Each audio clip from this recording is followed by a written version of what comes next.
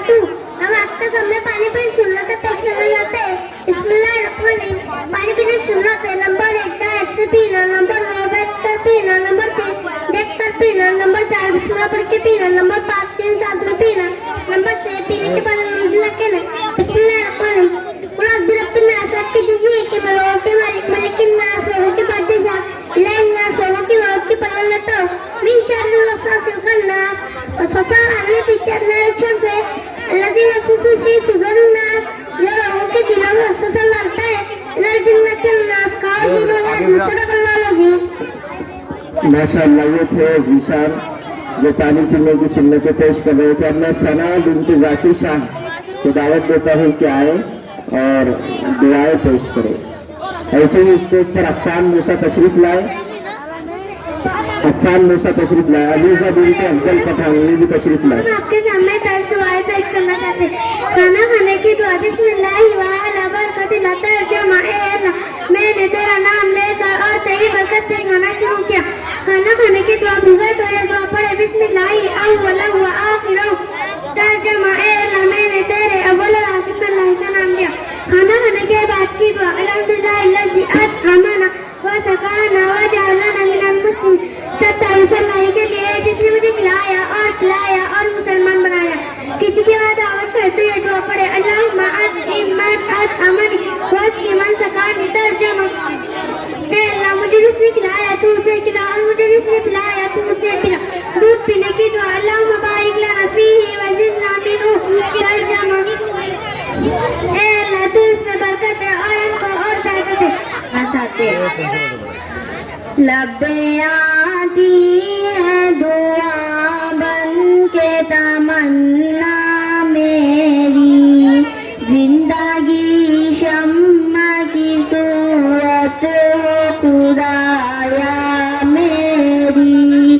दूरे दुनिया का मेरे दम से अंधेरा हो जाए, हर जगह मेरे चमकने से उजाला हो जाए। हो मेरे दम से यूं ही मेरे वतन की ज़ीनत, जिस तरह फूल से होती है चमन की ज़ीनत। वालेकुम रहमतुल्लाहि व बरकातुहू। वालेकुम सलाम व रहमतुल्लाहि व बरकातुहू। हम आपके सामने अकाइद पेश करना चाहते हैं। बिस्मिल्लाहिर्रहमानिर्रहीम। हमें और हमारे माँ बाप को किसने पैदा किया? जवाब, हमें हमारे माँ बाप को अल्लाह ने पैदा किया। सवाल, आसमान जमीन और तमाम मखलूकात को किसने पैदा किया? जवाब, आसमान जमीन और तमाम मखलूकात को अल्लाह ने पैदा किया। सवाल, अल्लाह ने दुनिया के तमाम चीजों को कैसे पैदा किया? जवाब, अल्लाह ने दुनिया के तमाम चीजों को अपनी कुदरत पर अपने हुक्म से पैदा किया। जो हजरात फिर इधर उधर खड़े हैं उनसे दरख्वास्त है कि यहाँ बीच में जगह खाली है, फौरन तशरीफ लाए।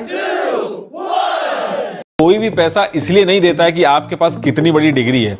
आपको पैसा तब मिलता है कि आप अपनी स्किल से कंपनी का क्या फायदा कराते हैं। अगर आप education and skill, education knowledge देगा, स्किल पैसा देगा।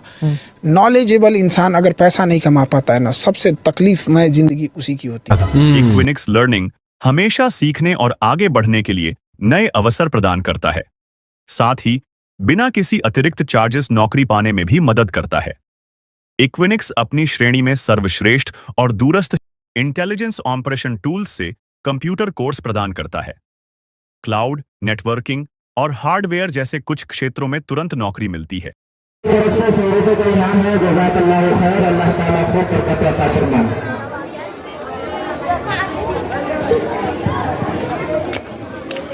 अस्सलामु अलैकुम व रहमतुल्लाहि व बरकातहू। वालेकुम सलाम व रहमतुल्लाहि व बरकातहू। हम आपके सामने सीरत के सवाल पेश करना चाहते हैं। सवाल हमारे नबी सल्लल्लाहु अलैहि वसल्लम का नाम मोहम्मद सल्लल्लाहु अलैहि वसल्लम है। सवाल, हमारे नबी सल्लल्लाहु अलैहि वसल्लम का ताल्लुक किस कबीले से था? जवाब, हमारे नबी सल्लल्लाहु अलैहि वसल्लम का ताल्लुक कबीले कुरैश से है।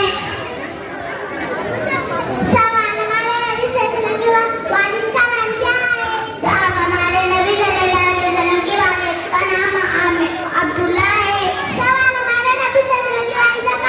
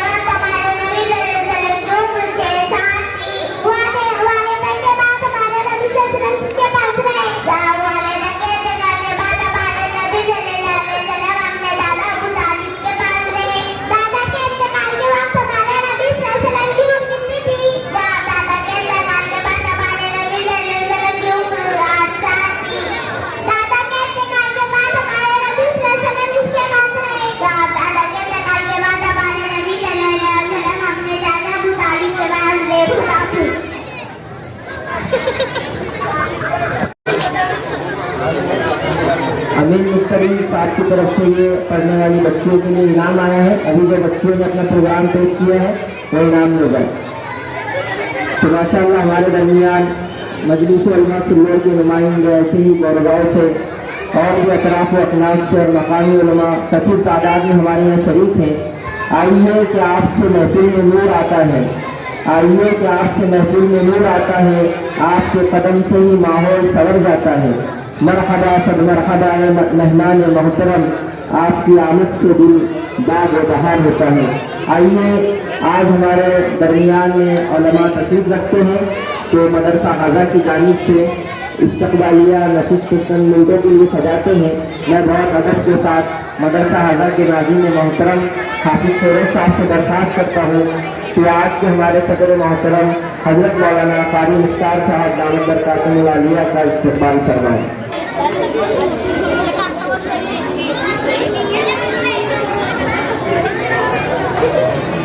حضرت کے استقبال کے بعد اب میں حافظ زید صاحب سے درخواست کروں گا کہ آج کے ہمارے مقرر خصوصی حضرت مولانا مفتی عبدالرزاق صاحب ملی زینت علیہ کا استقبال فرمائیں. چونکہ کثیر تعداد میں علماء موجود ہیں, اگر سب کا استقبال کیا جائے تو کافی وقت ہو جائے گا. ناظرین محترم سے درخواست ہے کہ تمام علماء کی خدمت میں رومال اور عطر ہدیتاً پیش فرمائیں. علیزہ بنت افضل پٹھان تشریف لائیں.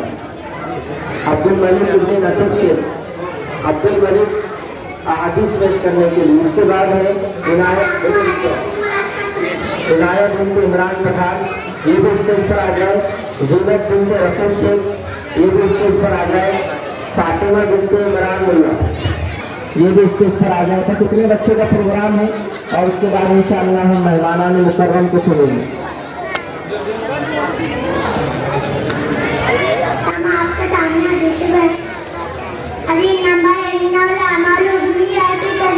سارے عمالوں کا دار و مدار نیتوں پر ہے. حدیث نمبر ہے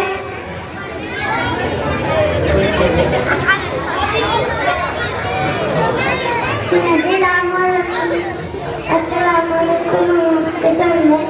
حدیث پیش کرنا چاہتے ہیں کہ نمبر والا بنیتی ترجمہ سارے حدیث نمبر السلام قبول کرم بات کرنے سلام تو کرو. حدیث نمبر الطاہری شطر الرحمن پاکیہ بیان.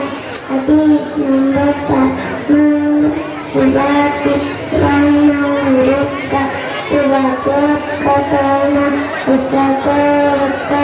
حدیث نمبر 11 دعا مطلب عبادت دعا عبادت کا مطلب. حدیث نمبر 12 تنظف بین الاسلام نظیف صاف ستھرا رہا کرو کیونکہ اسلام صاف ستھرا مذہب ہے. حدیث نمبر 13 جنت تحت جامع امہات ماں کے قدموں کے نیچے جنت ہے جس میں سلطان والد والدہ تم چاچا کا مرتبہ باپ کے برابر ہے, خالہ کا مرتبہ ماں کے برابر ہے. حدیث نمبر 15 رمو علی دعا تو بابل جناب جنت کے دروازوں میں سے بیچ کا دروازہ ہے. حدیث نمبر 16 مسلم و خود مسلم ایک مسلمان دوسرے مسلمان کا بھائی ہے. حدیث نمبر 17 لائق ہوئی جنت کا عطیت ان کا جنم صبح کو جنت میں نہ جائے. حدیث نمبر 18 لائق ہوئی جنت کا ساتھ ان کا جنم صبح کو جنت میں نہ جائے. حدیث نمبر 29 لائق ہوئی ملائکہ بیضاً فیہا لا تخلو وسلم مولا او تصابیت الجوز کا میرے مکہ فرشتے لے آتے جس گھر میں کتا ہے تصویر. حدیث نمبر 20 لا تستنقضوا القبور مساجد کا جمع قبروں کو سجدہ کرنا. نعت پیش کرنا چاہتی ہوں.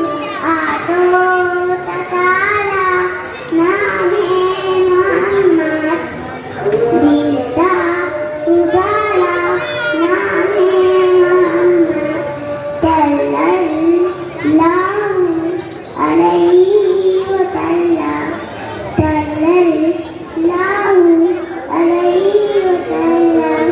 پوچھے نہ اللہ لایا ہے کیا کیا, پوچھے نہ مولا لایا ہے کیا کیا. ان سے بھی درخواست دے کہ یہاں چٹائیوں کا بھی نظم ہے ماشاءاللہ.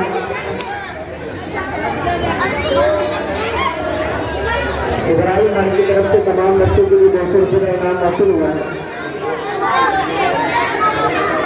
قرآن کا پیغام ہمیں سنا کر گئے ہیں اللہ تعالیٰ ہم سب کو عمل کی توفیق عطا فرمائے۔ نظیر مستری صاحب کی طرف سے تمام بچوں کے لیے 500 روپے کا انعام موصول ہوا ہے۔ اب آئیے ہم سب کے لیے دائی سے فخر ہے صدر محترم، ہم سب کے لیے دائی سے فخر ہے صدر محترم، آپ کی موجودگی سے معتبر ہے یہ انجمن، دعاؤں کے سائے میں قائم رہے وہ قیادت، دعاؤں کے سائے میں قائم رہے وہ قیادت، آپ کی فکر سے روشن رہے وہ ہمت، آپ کی سماعتوں کے حوالے آج کے ہمارے صدر محترم استاد الاساتذہ جنرل سیکریٹری جمعیت علماء تعالیٰ کا سنور حضرت مولانا قاری مختار صاحب چاندنی دامت برکاتہ ملا ہوا، حضرت سے بہت ادب سے درخواست کرتا ہوں کہ تشریف لائے اور اپنی ٹیم کی مسائل ہم مسائل اور ملفوظات سے ہم کو محسوس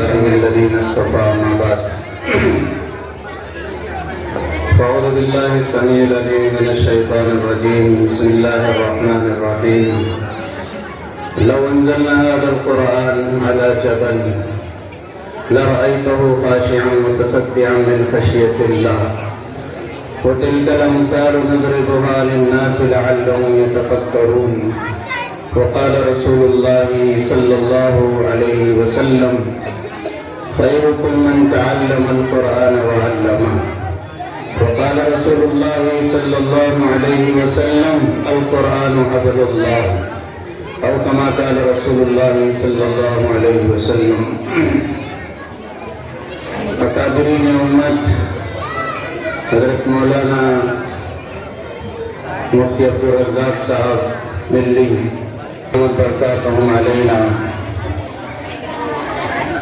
اسی طرح حضرت مولانا قاری مختار صاحب دامت برکاتہم علینا، اسٹیج پر جلوہ فروز حضرات علماء کرام، آپ حضرات کے سامنے ان معصوم بچوں نے اپنا پروگرام پیش کیا، اللہ اس کے رسول کی بات آپ کے سامنے رکھی، اللہ کا قرآن بھی سنایا، محمد رسول اللہ صلی اللہ علیہ وسلم کا فرمان بھی سنایا۔ یہ معصوم بچے مکتب کے اندر اللہ کا قرآن پڑھتے ہیں، محمد رسول اللہ صلی اللہ علیہ وسلم کا فرمان پڑھتے ہیں۔ ان معصوم بچوں کی تربیت مکاتب کے اندر، مدارس کے اندر ہوتی ہے، مکاتب کے اندر عقیدے کو درست کیا جاتا ہے، مکاتب کے اندر ان کے دلوں کے اندر اللہ کی محبت کو، رسول اللہ صلی اللہ علیہ وسلم کی محبت کو بسایا جاتا ہے، اور ان کو یہ سمجھایا جاتا ہے کہ تم دنیا کے اندر کیوں آئے، تمہارے آنے کا مقصد کیا، تم دنیا کے اندر اس لیے آئے تاکہ تمہاری کوئی پریشانی اللہ کے علاوہ کسی اور کے سامنے نہ دکھے۔ اسی طرح سے تمہاری جو زندگی ہے، جو تم بچپن سے جوانی کے اندر قدم رکھو گے تو اپنی زندگی کو ایسے گزارنا جیسے محمد رسول اللہ صلی اللہ علیہ وسلم اور محمد رسول اللہ صلی اللہ علیہ وسلم کے یاروں نے گزاری ہے۔ کہ معصوم بچے اللہ کا قرآن پڑھتے ہیں، قرآن کی تعلیم حاصل کرتے ہیں۔ پیغمبر اسلام نے فرمایا خیرکم من تعلم القرآن وعلمہ، کہ تم میں بہترین شخص وہ ہے جو قرآن کو سیکھے اور سکھائے۔ قرآن یہ کوئی معمولی کتاب نہیں ہے، قرآن اللہ کا کلام ہے۔ اللہ تعالیٰ نے اس کو محمد رسول اللہ صلی اللہ علیہ وسلم کے قلب اطہر پر اتارا ہے، اور اللہ تعالیٰ نے قرآن میں اعلان کیا لو انزلنا هذا القرآن على جبل لرأيته خاشعا متصدعا من خشية الله وتلك الأمثال نضربها للناس لعلهم يتفكرون۔ اگر اللہ اس قرآن کو کسی پہاڑ پر اتارتا تو وہ پہاڑ ریزہ ریزہ ہو جاتا۔ اللہ نے اس قرآن کو رسول اللہ صلی اللہ علیہ وسلم کے قلب اطہر پر اتارا، اور اللہ تعالیٰ نے رسول اللہ صلی اللہ علیہ وسلم کے قلب اطہر کے اندر ایسی قوت پیدا کر دی کہ اللہ کے نبی صلی اللہ علیہ وسلم کا دل اس قرآن کے بوجھ کو اٹھایا، کیونکہ اللہ تعالیٰ نے وحی کے نزول سے پہلے رسول اللہ صلی اللہ علیہ وسلم کے قلب اطہر کو 4 مرتبہ اللہ تعالیٰ نے حضور پاک صلی اللہ علیہ وسلم کے دل مبارک کو دھویا۔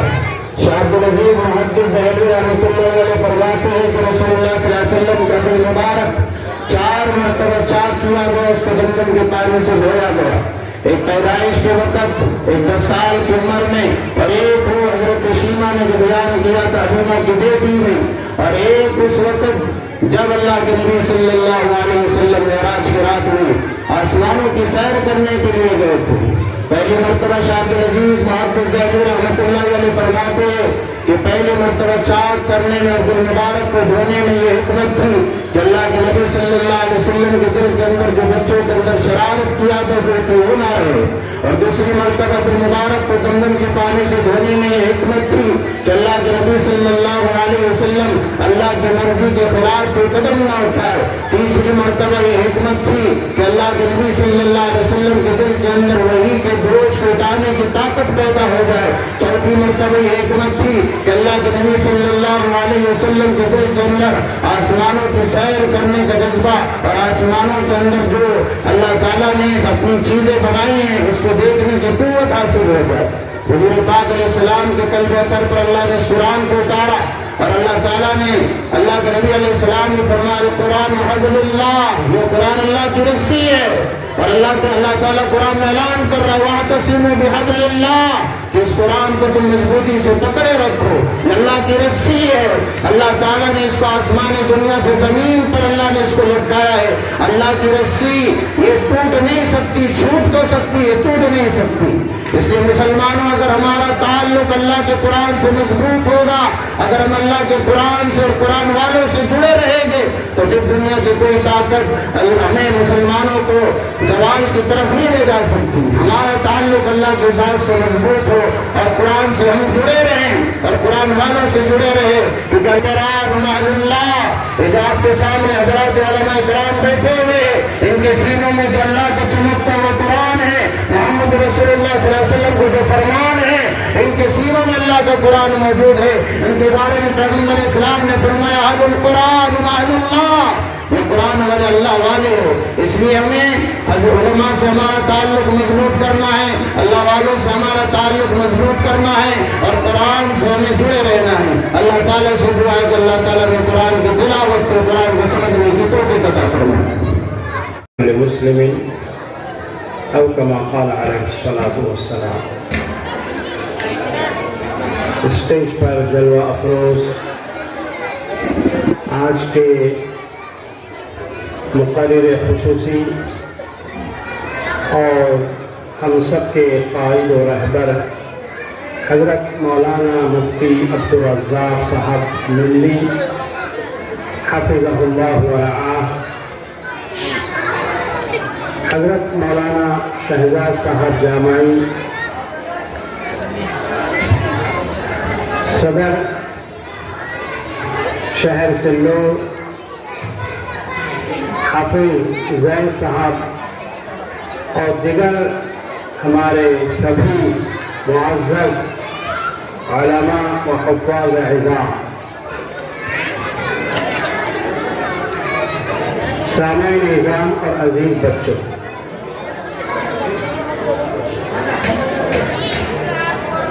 ہم سب یہاں بچوں کے ساتھ آج کے مہمان معظم اور مقرر خصوصی حضرت مفتی صاحب کو سننے کے لیے جمع ہوئے ہیں. اس لیے میں بہت ہی مختصر وقت میں صرف ایک دو باتیں آپ کی سماعتوں کے حوالے کروں گا، اور وہ یہ کہ ہم سب کا یہاں اس مجلس میں جمع ہونا علم کی بنیاد پر ہوا ہے. یاد رکھیں کہ ایمان کے بعد سب سے بڑی نعمت اگر ہم کو کچھ ملا ہے تو وہ ہماری اولاد. اس لیے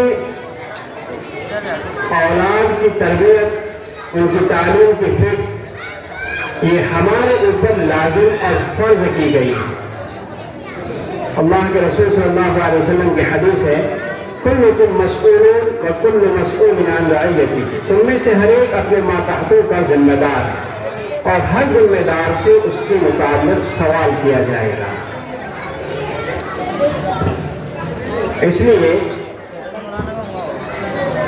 وہ والدین اور سرپرست جو اپنے بچوں کو مکتب میں اسکولوں میں بھیج کر ان کی دینی و شرعی اور عصری تعلیم کی ذمہ داری کو نبھا رہے ہیں اور اس پر عمل کر رہے ہیں، وہ قابل مبارکباد کہ وہ اپنے فریضے سے سبکدوش ہونے کے لیے اللہ کے رسول صلی اللہ علیہ وسلم اور اللہ کے حکم پر عمل پیرا ہے۔ ایجوکیشن اور تعلیم یہ تمام مسائل کا سولوشن ہے، چاہے وہ ہمارے گھریلو مسائل ہو، ہمارے دینی مسائل ہو، دنیوی مسائل ہو، سب کا حل تعلیم کے اندر ہے۔ ہم لوگ یہ سمجھ کر کہ تعلیم محض پیٹ بھرنے کے لیے ہے، یہ ہماری بنیادی غلطی ہے، ہرگز نہیں۔ تعلیم سے عقل سنورتی ہے، اور جب عقل سنور جائے گی تو ایک اچھا فرد ہم کو مل جائے گا، اچھے فرد سے اچھے افراد وجود میں آئے گے، اچھے افراد سے اچھا معاشرہ اور اچھی سوسائٹی وجود میں آئے گی، اور اچھی سوسائٹی اور اچھے معاشرے سے ایک اچھا سماج وجود میں آئے گا۔ لہذا ہم چاہے دینی تعلیم ہو یا دنیاوی تعلیم ہو، دونوں کے اندر دلچسپی لیں اور اپنے بچوں کی تعلیم کی مکمل فکر کریں۔ دوسرے نمبر پر ہمارے اپنے بچوں سے میں کہوں گا کہ ماشاءاللہ آپ کے والدین آپ کی تعلیم اور تربیت کی مکمل فکر میں لگے ہوئے ہیں، لیکن بچے جب تک مکتب میں ہوتے ہیں یا اسکول میں ہوتے ہیں تب تک وہ اپنے والدین اور سرپرستوں کو ستا نہیں سکتے۔ بچے غور سے سنیں، بچوں سے درخواست ہے کہ اس بات کو غور سے سنیں، لیکن جیسے ہی بچے گھر پر پہنچ جاتے ہیں وہ اپنے والدین کو بہت زیادہ ستاتے ہیں، بچے کا ماحول جو ہے تبدیل ہو جائے گا۔ دعا کرتے ہیں کہ اللہ تعالیٰ ہم سب کو ان چیزوں پر عمل کرنے کی توفیق نصیب فرمائے۔ وآخر دعوانا الحمدللہ رب العالمین۔ جزاکم اللہ خیر۔ اسٹیج پر جو علماء بیٹھے ہیں ان کو پڑھانے والے جو اساتذہ ہیں، تو میں آپ کی توجہ اس طرف لے کر چلتا ہوں کہ آپ اندازہ لگائیے کہ اساتذہ ان کو کیسے سنبھالتے ہیں روزانہ 2 گھنٹے۔ ابھی ہم کو صرف 1 گھنٹہ یہاں آنے ہوا ہے، صدر محترم نے بھی کئی مرتبہ کہہ دیے، میں نے بھی 4تھی مرتبہ میں کہہ رہا ہوں، اسی طریقے سے ناظرین محترم نے 3 سے 4 مرتبہ کہہ دیے، ان کے درمیان بیٹھ کر پھر اسٹیج پر آئے۔ ابھی بھی دیکھیے یہ بچے بالکل متوجہ نہیں ہیں۔ ایسے بچوں کو پڑھانا کتنے مجاہدے کا کام ہے، آپ اندازہ لگا سکتے ہیں نا اس سے، تو اس لیے ان علماء کی قدر کیجیے۔ واقعی ہم بھی ایک خادم ہونے کی حیثیت سے مکتب کے کہ ان بچوں کے مستقبل کو سنوارنے کے لیے ایک استاد کتنا دماغ لگاتا ہے، کتنی محنت لگاتا ہے اور کیا کچھ نہیں کرتا ہے، بس ہم اس بھروسے پر کہ انہی بچوں کی تعلیم تربیت کے نتیجے میں انشاءاللہ اللہ ہماری مغفرت کر دے گا، اس بھروسے سے دنیا کے بہت سارے جھمیلے ہم چھوڑ کر ان بچوں کے پیچھے رات دن لگے ہوئے ہیں۔ اس لیے ان علماء کو، پڑھانے والے اساتذہ کو ہم سب کو قدر کی نگاہ سے دیکھنا چاہیے، لیکن یہ نہیں کہ یہ بچے ستا رہے ہیں اس لیے ہم ان کی تعریف کریں کہ یہ ماشاءاللہ یہ بہت اچھے سے سنبھال لیتے تھے، ہم سے سمجھ نہیں پا رہے بچے، یہ بھی کوئی بہت خوش عین بات نہیں ہے، بلکہ یہ جو بچے بیٹھے ہیں ہمارے درمیان یہ ہمارے اپنے گھروں کے بچے ہیں۔ اس لیے ہمیں چاہیے کہ ہم اپنے بچوں کو مجلس کے آداب بھی سکھلائیں۔ یہ اس میں سے اکثر بچے، میں یہ سمجھتا ہوں کہ جو بچے شور کر رہے ہیں یہ کسی منظم مکتب سے جڑے ہوئے نہیں ہیں، مکاتب ہم بھی چلاتے ہیں، اب ہمارے جلسوں میں بھی شرکت کر کے دیکھیے، مجال ہے کہ کوئی ایک بچہ کی جلسے میں بات کر لے، اگر بچے نے جلسے میں بات کر لیا تو ہم 1 مرتبہ اس کو ٹوکتے ہیں، دوسری مرتبہ ٹوکتے ہیں اور تیسری مرتبہ سرپرست کے ہاتھ میں اس کا ہاتھ دیتے ہیں اور کہتے ہیں کہ آپ اپنا بچہ گھر پر سنبھالو۔ یہاں اس طرح سے اگر آپ پروگرام سنیں گے، اس طرح شور کریں گے، مستی کریں گے تو کیسے ہمارا جلسہ کامیاب رہے؟ ایک دینی ادارے کے ناظم محترم ہیں، قبل اس کے کہ میں حضرت کو آپ کے سامنے مدعو کروں، چونکہ رمضان کی آمد ہے اور ہم سب جانتے ہیں کہ رمضان کو اور قرآن کو بہت گہرا تعلق ہے۔ ابھی سے ہم اپنے دلوں میں قرآن کی تازگی پیدا کرنے کے لیے، قرآن کی محبت اپنے دلوں میں پیدا کرنے کے لیے بار بار قرآن کو سنیں، قرآن کو پڑھیں، اچھے قاریوں کی قرات سنیں تو انشاءاللہ اس سے بہت فائدہ ہوگا۔ تو آئیے اس شعر کے ساتھ آج ہمارے درمیان ایک بہت خوش الہان قاری موجود ہے، میں اس شعر کے ساتھ ان کو دعوت دیتا ہوں کہ رنگین رسالے نہیں قرآن سنبھالو، رنگین رسالے نہیں قرآن سنبھالو، میدان میں لڑنا ہو تو ایمان سنبھالو، بزدل ہو تو نکل جاؤ لشکر سے ہمارے، بزدل ہو تو نکل جاؤ لشکر سے ہمارے، اور مرد مجاہد ہو تو میدان سنبھالو۔ آئیے قاری ابرار صاحب اور اپنی خوش الہان آواز میں ہم سامعین کو محظوظ کریں، قرآن کریم کی تلاوت فرمائے اور ہمیں محظوظ فرمائے۔ قاری ابرار صاحب چار میری، کوئی بھی بچہ بات نہیں کرے گا۔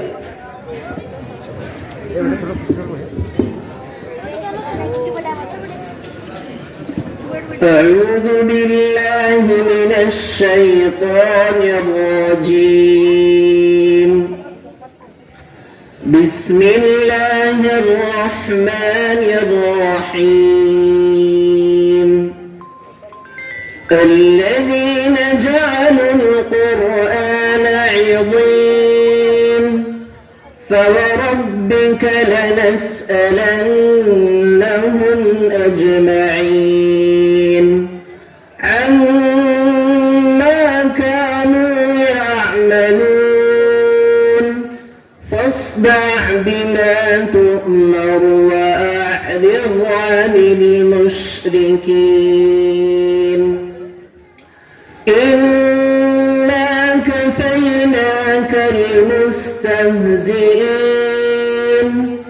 الذين يجعلون مع الله إلها آخر فسوف يعلمون، ولقد نعلم أنك يضيق صدرك بما يقولون، فسبح بحمد ربك وكن من الساجدين، واعبد ربك حتى يأتيك اليقين، صدق الله العظيم۔ ماشاءاللہ، بہت خوب۔ اب آئیے آج کی اس باوقار محفل کے معزز مقرر جو جمعیت علماء ضلع اورنگ آباد کے صدر، پیٹھن کے دینی ادارے کے ناظم، علم و عمل کے حسین امتزاج رکھنے والے، تصوف و سلوک کے مجاز، جن کی صحبت میں اختصار ہے مگر اثر بے پناہ، ایسی ہمہ جہت اور باوقار علمی شخصیت کو ہم دعوت خطاب دیتے ہیں۔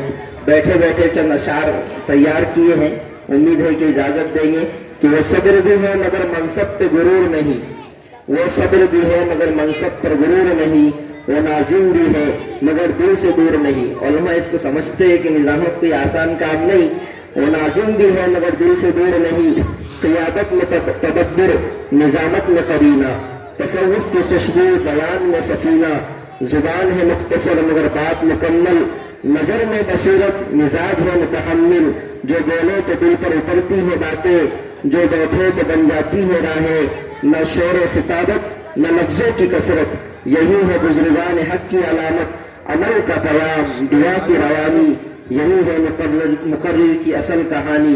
آپ کے سماعتوں کے حوالے حضرت مولانا مفتی عبدالرزاق صاحب ملی دامت برکاتہ العالیہ، صدر جمعیت علماء ضلع اورنگ آباد۔ یہ جو پیچھے نوجوان ہیں وہ تھوڑے سے یہاں آگے آ جائیں، یہاں بھی جو ہمارے نوجوان کھڑے ہیں ذرا سا یہاں بیٹھ جائیں۔ تو یہ بچوں کو تھوڑا سا آگے کرو، یہ بچے ہیں ان کو آگے سرکا لو تھوڑا سا۔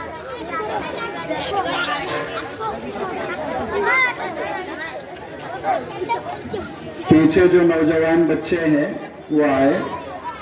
دیکھو، تماشا دور سے دیکھا جاتا ہے اور پروگرام قریب سے سنا جاتا ہے۔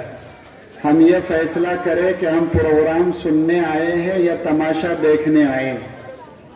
वो कुछ नौजवान हमारे दीवार से टेक लगा के बैठे हैं, तो आप लोग दीनी महफिल से, मजलिस से जुड़ जाए। ये जो बच्चे सामने कुर्सी पे बैठे हैं, आप थोड़ा सा कुर्सी लेकर इधर आ जाओ।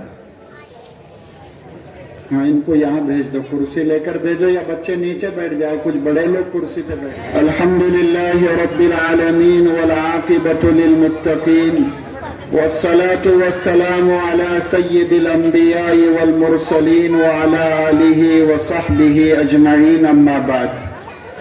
قال الله تبارك وتعالى في القرآن المجيد والفرقان الحميد: أعوذ بالله من الشيطان الرجيم، بسم الله الرحمن الرحيم.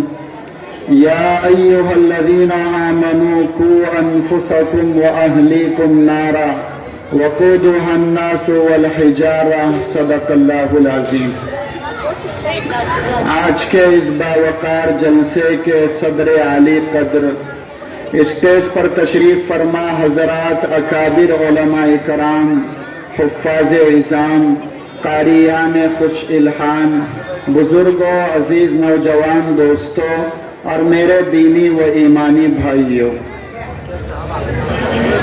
ابھی ہم مدرسہ فیض ملت کے معصوم بچوں اور بچیوں کا پروگرام سن رہے تھے، اور بچے اور بچیوں کے پروگرام کے بعد حافظ زید صاحب دامت برکاتہم نے اور صدر جلسہ حضرت مولانا قاری مختار صاحب دامت برکاتہم نے بہت مختصر وقت میں قیمتی اور نفع والی باتیں آپ حضرات کے گوشے گزار کر دی۔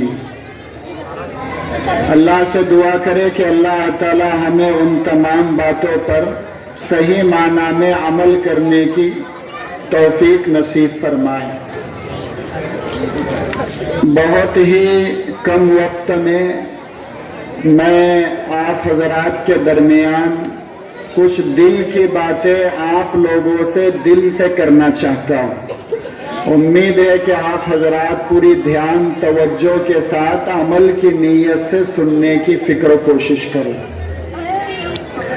اللہ تعالیٰ نے مجھے اور آپ کو بے شمار نعمتوں سے نوازا ہے۔ اللہ کی نعمتوں کو ہم گننا چاہیں گے تو گن نہیں سکتے، شمار کرنا چاہے تو شمار نہیں کر سکتے۔ آسمان کا ہر ستارہ اللہ کی نعمت ہے، درخت کا پتا اللہ کی نعمت ہے، گھاس کا تنکا اللہ کی نعمت ہے۔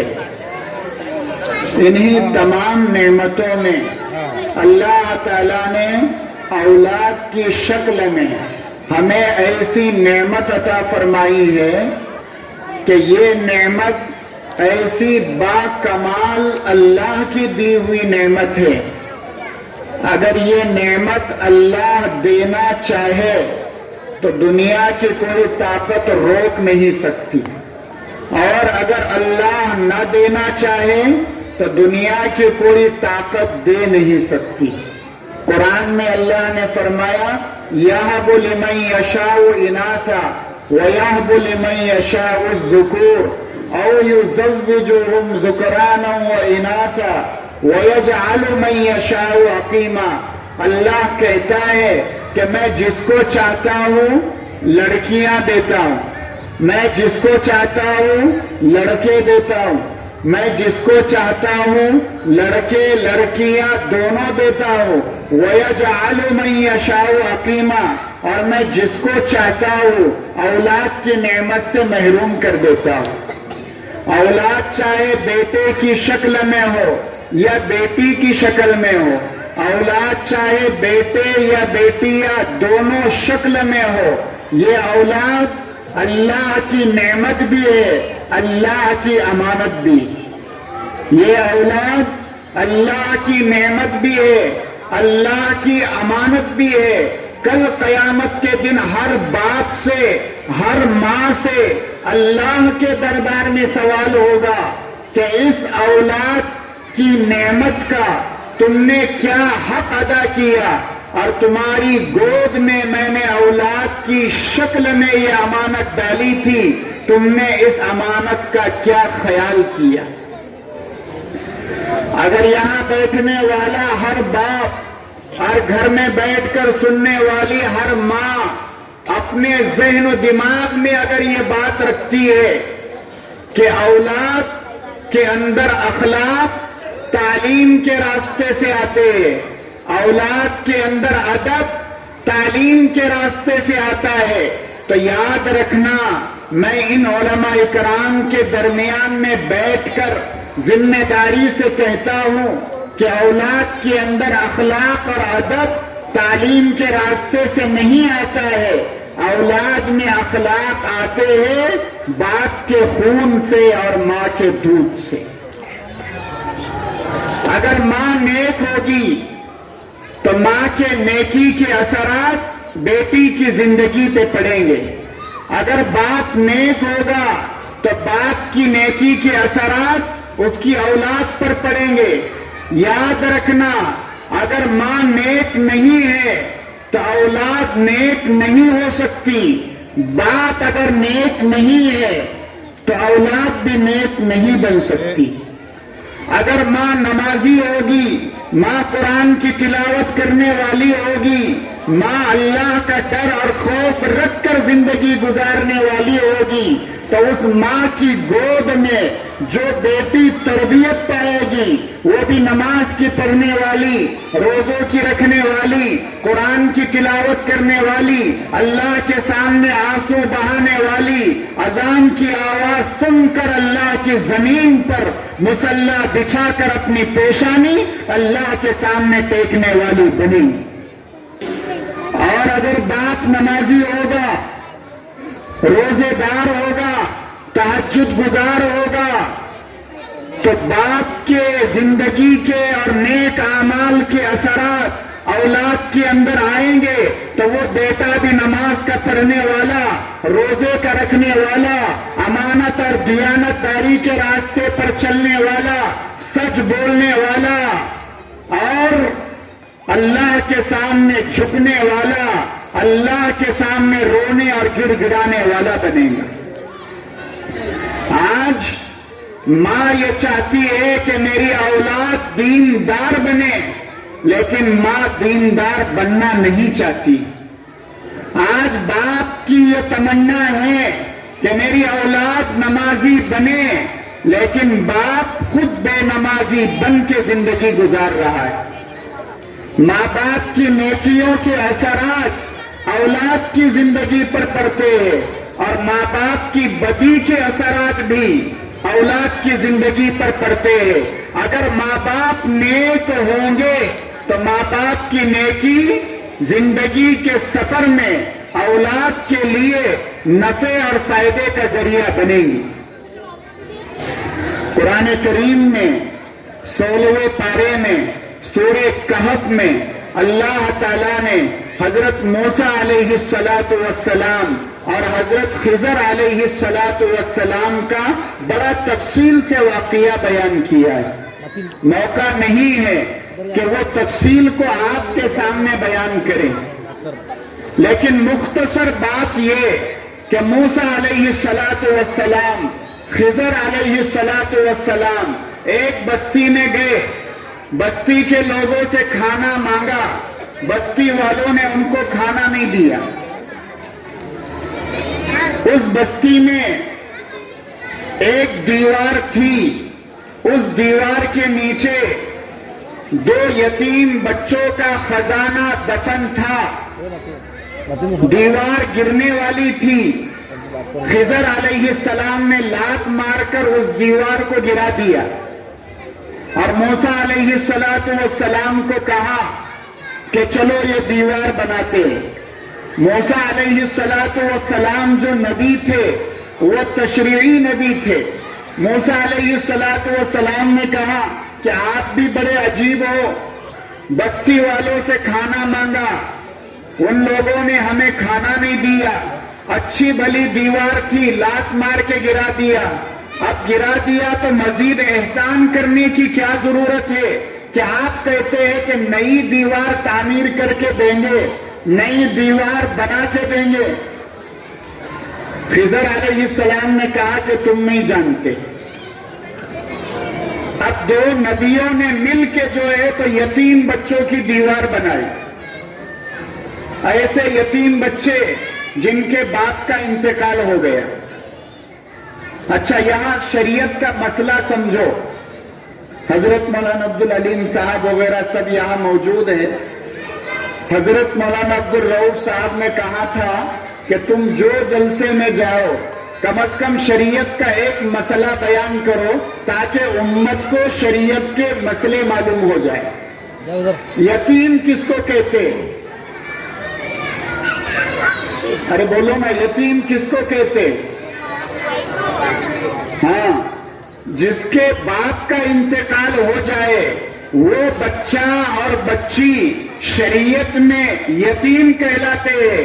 باپ کے مرنے پر بچے یتیم ہوتے ہیں, ماں کے مرنے پر بچوں کو یتیم نہیں کہہ سکتے.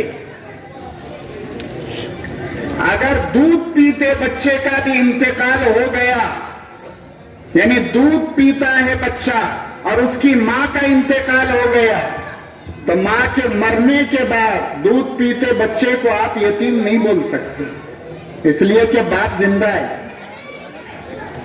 باپ کے مرنے سے اولاد یتیم ہوتی ہے, ماں کے مرنے سے یتیم نہیں ہوتی. اچھا, یتیم کب تک رہتی؟ اب بچہ 25 سال کی عمر کا ہو گیا, گھاٹ ناندرا سے ایک شادی بورگاؤں جانے لگی. اب 25 سال کی عمر کا بچہ ہے, اس کی شادی میں بارات جاری, تو بارات میں جانے والے کیا بولتے ہیں؟ میرا بھی ارادہ نہیں تھا جانے کا, لیکن یتیم بچہ تھا, باپ نہیں ہے بولے اس لیے چلے گئے. شریعت میں جب بچہ بالغ ہو گیا اس کو یتیم نہیں کہہ سکتے, سمجھے؟ باپ کے مرنے پر اولاد یتیم ہوتی ہے, اور اولاد جیسے ہی بالغ ہو جائے اب وہ یتیم نہیں کہلائیں گی. یہ مسئلہ ہے. تو دو یتیم بچے, ان کے باپ کا انتقال ہو گیا, باپ نے بچوں کے لیے خزانہ دیوار کے نیچے چھپا کے رکھا, اور وہ خزانہ دیوار کے گر جانے سے, کسی کی نگاہ نظر پڑ جانے سے کسی کے ہاتھ لگ سکتا تھا. اللہ تعالیٰ نے ان دو یتیم بچوں کے خزانے کی حفاظت کے لیے وقت کے دو نبی اور پیغمبروں کو کام پہ لگا دیا. اللہ نے انہیں مزدور بنا دیا, اور مزدوروں کی طرح کام کر کے ان دونوں نے یتیم بچوں کی دیوار بنا دی. ایسا کیا کمال تھا ان یتیم بچوں میں کہ اللہ نے وقت کے نبیوں کو, وقت کے پیغمبروں کو دیوار بنانے کے کام پہ لگا دیا. قرآن کریم نے صرف اتنی علت بیان کی, وَكَانَ أَبُوهُمَا صَالِحًا, کہ ان دونوں کا باپ نیک تھا. ان دونوں کا باپ نیک تھا. باپ کی نیکی اولاد کے لیے نفع اور فائدے کا ذریعہ اس شکل میں بن رہی ہے کہ ان بچوں کے خزانے کی حفاظت کے لیے اللہ تعالیٰ دو نبیوں کو کام پہ لگا رہے. تو ماں نیک رہے گی, اس کا اثر بچوں کی زندگی پہ پڑے گا. باپ نیک ہوگا تو باپ کی نیکی زندگی کے سفر میں کہیں نہ کہیں اولاد کے لیے نفع اور فائدے کا ذریعہ بنے گی. اور صحیح معنی میں جب ماں نے اولاد کی تربیت کا حق ادا کیا, اور جب باپ نے اپنے اولاد کی تعلیم اور تربیت کی طرف صحیح توجہ دی, تو تربیت کے نتیجے میں جو اولاد دنیا میں آئی وہ نیک نامی کا ذریعہ بنی. انہوں نے اپنا نام, اپنے ماں باپ کا نام, اپنے خاندان کا نام روشن کر دیا. ماں باپ کے تربیت کے نتیجے میں تربیت پا کر جو بچے سماج اور معاشرے میں آئے، جو بچے سوسائٹی میں آئے، انہوں نے بڑوں بڑوں کی عقلیں حیران کر دی۔ امام اعظم ابو حنیفہ رحمت اللہ علیہ کا نام آپ نے سنا ہوگا، بہت بڑے امام، امام اعظم ابو حنیفہ رحمت اللہ علیہ کتنے بڑے امام ہیں کہ 40 سال تک عشاء کے وضو سے فجر کی نماز پڑھی، 40 سال تک عشاء کے وضو سے فجر کی نماز پڑھی۔ ایک مرتبہ خانے کعبہ میں گئے تو پورا مطاف خالی پایا کہ کوئی اندر اللہ کی عبادت کرنے والا نہیں، تو دل میں خیال آیا کہ آج مطاف خالی ہے۔ اپنے لیے یہ سعادت سمجھ کر امام اعظم ابو حنیفہ رحمت اللہ علیہ نے 2 رکعت نماز کی نیت باندھی، اللہ اکبر کہا، 2 رکعت نماز کی نیت باندھی، اور نیت باندھتے ہی یہ الٹا پیر اٹھا دیا اور ایک پیر پر کھڑے ہو گئے اور نماز پڑھنے لگے۔ علماء نے لکھا ہے کہ ایک پیر زمین پہ ٹیکا، ایک پیر اٹھا دیا اور ایک پیر پر کھڑے رہ کر پہلی رکعت میں قرآن کریم کے 15 پاروں کی تلاوت کی۔ جب 15 پارے مکمل ہوئے، رکوع کیا، 2 سجدے کیے، اب دوسری رکعت کے لیے کھڑے ہوئے تو پہلی رکعت میں جو پیر کھڑا تھا اس کو اٹھا لیا اور جو کھڑا تھا اس کو زمین پر ٹیک دیا، اور اس دوسری رکعت میں پھر ایک پیر پہ کھڑے ہو کر قرآن کریم کے دوسرے 15 پاروں کی تلاوت کی۔ گویا 2 رکعت میں ایک پیر پہ کھڑے ہو کر پورے قرآن کریم کی تلاوت کی۔ جب سلام پھیرا تو دعا کے لیے ہاتھ اٹھائے، اے اللہ نعمان کو معاف کرنا، اے اللہ نعمان کو معاف کرنا، نعمان نے تیری عبادت کا حق ادا نہیں کیا۔ تو اللہ تعالیٰ کی طرف سے غیبی آواز آئی کہ او نعمان، آج کی تمہاری اس عبادت سے، تمہاری اس 2 رکعت نماز سے ہم اتنے زیادہ خوش ہو گئے، آج تو ہم نے تمہاری مغفرت کر دی، لیکن نعمان یاد رکھنا، جتنے لوگ قیامت تک تمہارے مسلک پر عمل کریں گے ہم نے ان کی بھی مغفرت کر دی۔ یہ امام اعظم ابو حنیفہ رحمت اللہ علیہ ایک مرتبہ راستے سے آ رہے تھے اور ان کے سامنے سے ایک بچہ دوسری طرف سے آ رہا تھا، بارش ہونے کی وجہ سے راستے میں کیچڑ ہو گیا، تو امام اعظم ابو حنیفہ رحمت اللہ علیہ نے بچے کو دیکھا اور کہا کہ بیٹے ذرا سنبھل کے چلنا، کہیں پیر پھسل نہ جائے۔ کیا کہا؟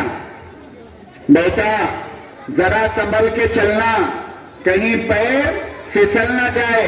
تو اس بچے نے نگاہ نظر اوپر اٹھائی اور امام صاحب سے کہا، امام صاحب ذرا آپ سنبھل کے چلنا، کہیں آپ کا پیر پھسل نہ جائے۔ تو امام اعظم ابو حنیفہ رحمت اللہ علیہ سمجھے زبان بچے کی ہے، لیکن بچوں کی زبان معصوم ہوتی ہے، بچوں کی زبان فرشتوں کی زبان ہوتی ہے، اور کبھی کبھی اللہ تعالیٰ بچوں کی زبان سے ایسی بات نکال دیتے ہیں جو بڑوں کے لیے ہدایت اور نصیحت کا پیغام ہوتی ہے۔ تو امام صاحب بالکل چونک گئے، کہا بیٹا میں کیوں سنبھل کے چلوں؟ تو بچے نے جواب دیا، کہا امام صاحب اگر بے خیالی میں چلتے چلتے میرا پیر پھسل گیا، زیادہ سے زیادہ نقصان یہ ہوگا کہ میں گر جاؤں گا، پیر ٹوٹ جائے گا، ہڈی فریکچر ہو جائے گی، اس سے بڑا تو کوئی نقصان نہیں ہو سکتا ہے، لیکن امام صاحب آپ ذرا سنبھل کے چلنا، قسم اللہ کی اگر آپ کا پیر پھسل گیا تو امت پھسل جائے، آپ کا پیر پھسل گیا تو امت پھسل جائے گی. تو کیا ایسا جواب دینے والا بچہ ماں کی تربیت سے گزرا ہوگا, باپ کی تربیت سے گزرا ہوگا, تب کہیں جا کر اللہ تعالیٰ نے اس بچے کو یہ ذہن اور دماغ دیا کہ وقت کے امام کو اتنی پیاری نصیحت کی کہ امام اعظم ابو حنیفہ رحمت اللہ علیہ دنگ رہ گئے. بچے ہمارے بھی ہیں اور بچے صحابہ کرام کے بھی تھے, لیکن ہمارے بچے بچے ہیں, صحابہ کے بچے بچے بھی تھے, ایک نمبر کے سچے بھی تھے.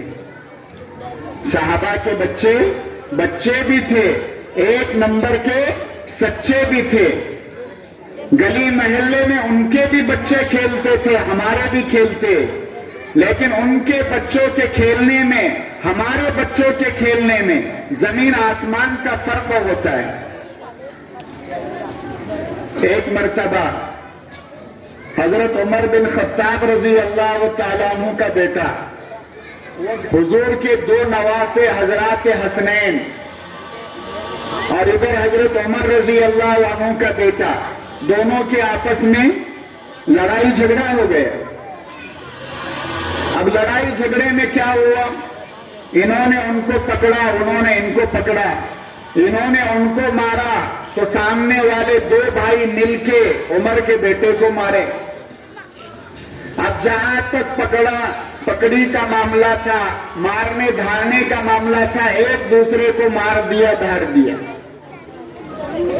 اب بچے جیسے بولتے بولتے کبھی ماں پر بھی جاتے, کبھی بولتے بولتے باپ پر بھی جاتے. تو حضرت عمر کے بیٹے کو حضور صلی اللہ علیہ وسلم کے نواسوں نے کہا, ارے تم کیا ہمارے سامنے بات کرتے ہو, وہ تمہارا باپ ہے نا عمر, وہ ہمارے نانا کا غلام تھا. کیا کہا, وہ تمہارا باپ ہے نا عمر, وہ ہمارے نانا کا غلام تھا. اب اس زمانے میں کسی کے باپ کو غلام کہہ دینا, کسی کی ماں کو باندھی کہہ دینا, گویا کسی کی غیرت کو للکارنے کے مترادف تھا. ہر آدمی ہر چیز برداشت کرتا تھا, لیکن کوئی کسی کے باپ کو غلام ہونے کا تانا دے, باندھے ہونے کا تانا دے, کسی کی غیرت اس کو برداشت نہیں کرتی تھی. حضرت عمر رضی اللہ عنہ کا بیٹا گیا اپنے باپ عمر کے گھر اور جو واقعہ ہوا سنا دیا.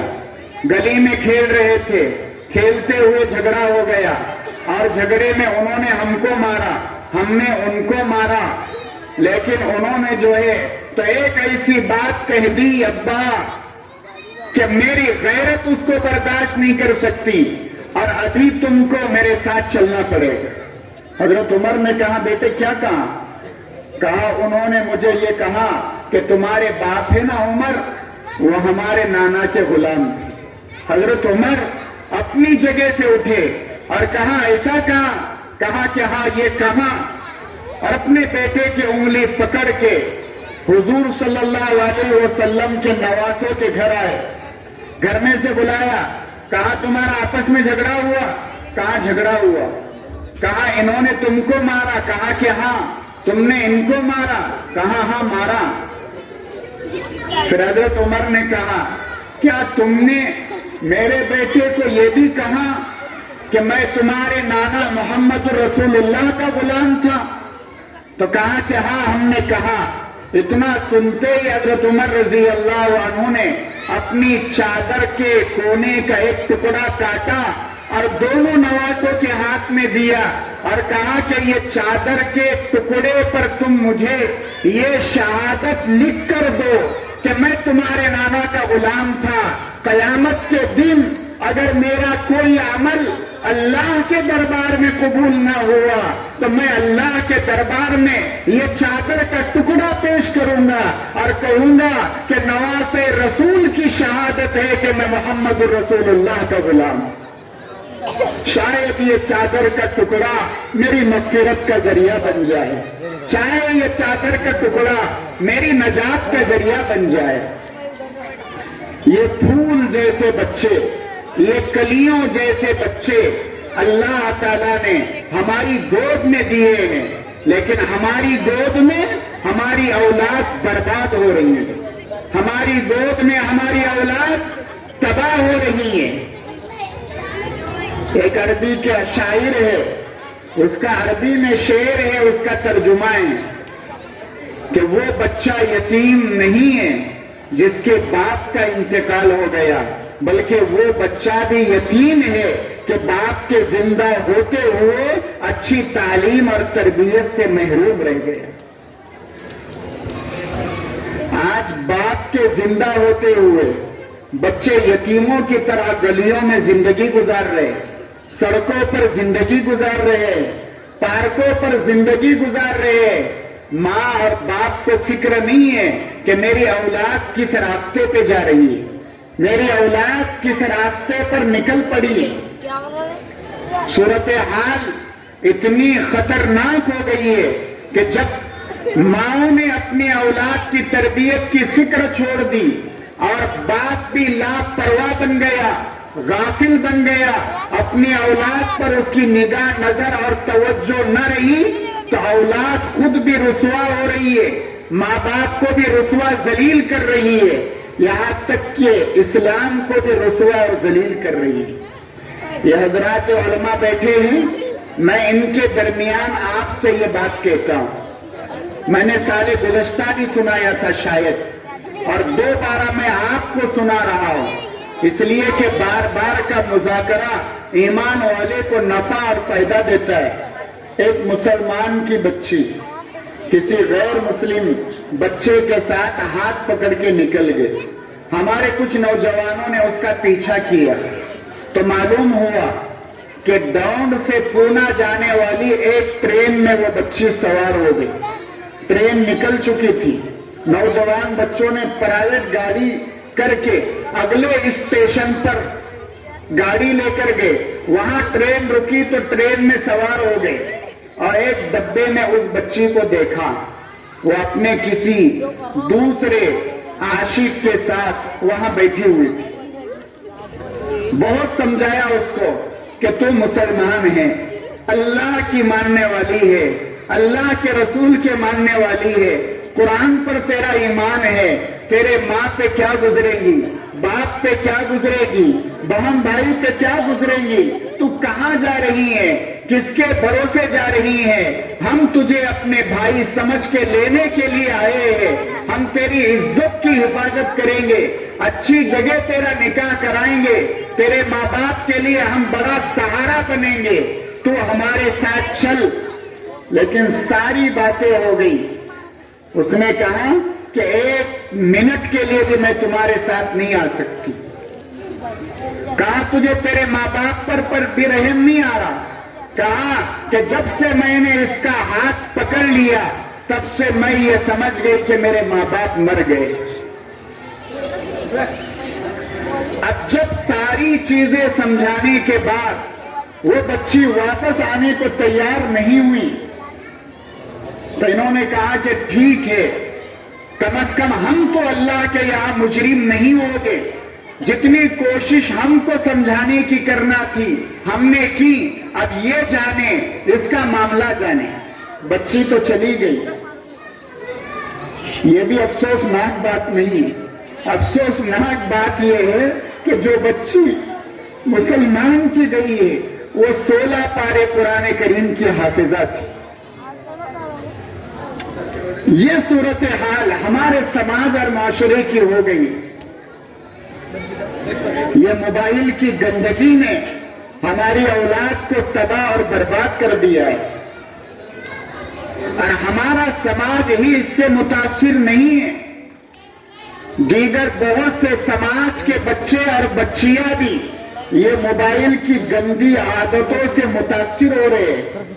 15-20 دن پہلے کا ایک مراٹھی اخبار اگر کسی نے دیکھا ہوگا یا سوشل میڈیا پر کسی نے خبر دیکھی ہوگی تو وہ اس بات کی شہادت دیں گے کہ 9 سال کی بچی کسی دوسرے سماج کی ہے، لیکن وہ 9 سال کی بچی نے دواخانے میں ایک بچے کو جنم دیا ہے۔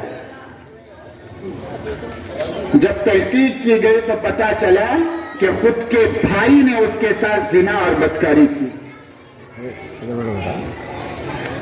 कहां तक वाकयात और हालात सुनाए हमारी नस्लों के बारे में कि कहां जा रही। अगर आज नाचने वाला मुसलमान का बच्चा है तो नाचने वाली भी मुसलमान की बच्ची। अगर आज जिना करने वाला मुसलमान का बच्चा है तो जिना करवाने वाली भी मुसलमान की बच्ची। अगर आज नशा करने वाला मुसलमान का बच्चा है तो नशे की लत में धुत रहने वाली भी मुसलमान की बच्ची है। हम अपना रोना रोए तो किसके सामने जाके रोए, हम अपना दुखड़ा सुनाए किसको जाके सुनाए।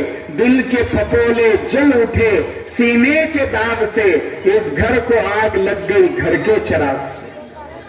जितना हमने अपने आप को बर्बाद किया इतना किसी और ने नहीं किया। मैं जिस शहर से आपके पास आता हूं उस शहर से करीब में एक छोटा सा देहात है। पैठन शहर से 11 या 12 किलोमीटर पर एक देहात है। उस देहात की एक बच्ची के ताल्लुक से हमें खबर मिली कि फुला फुला बियर बार का ढाबा है और वो बच्ची जो है तो रात में 9 बजे वहां जाती है और फजर के बाद अपने घर वापस आती है। बहुत सी खबरें आ गई तो हम लोगों ने उसकी पूरी तहकीकात करने के बाद रात के एक हिस्से में 2 पुलिस अधिकारियों को लेकर और कुछ जिम्मेदार किस्म के लोग लेकर, जिस वक्त वो होटल और ढाबे के बंद होने का वक्त आया हम वहां चले गए। होटल मालिक को पुलिस के जरिए फोन करके बुलाया, वो आ गए। आने के बाद सारी तफसीली बातचीत हुई। हमने कहा कि हमें पता चला कि यहां करीब एक देहात की नौजवान बच्ची है, 21-22 साल की उसकी उम्र है, वो भी रात में यहां आती है और तुम्हारी होटल में ये सारे गुनाह और बदकारी के काम हो रहे हैं। तो ये मामला क्या है? अगर आप साफ साफ नहीं बताएंगे तो आज ये पुलिस आपका होटल और आप रहेंगे और पूरा समाज ये बच्ची के साथ खड़ा रहेगा और शायद जितनी दौलत आपने न कमाई हो जिंदगी में उससे डबल गंवाना पड़े।